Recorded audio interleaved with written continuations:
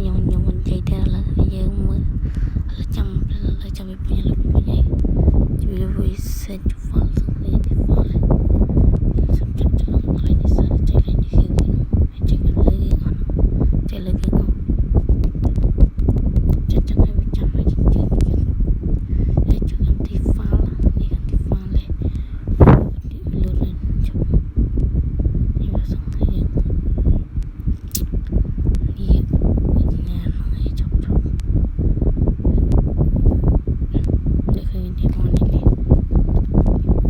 chắc là bọn cho sẽ thấy nhá nhỏ lên đi thì lúc thì ngắm cái đấy nên chắc cái là lấy này đã lấy câu từ sắp đại dương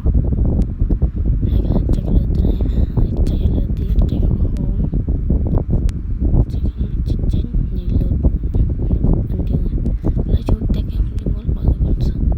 cho em hơn trăm là rất là nhiều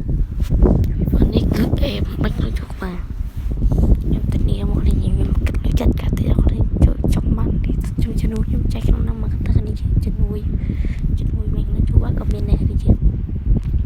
ở đây anh chui like share với tụi nó đi để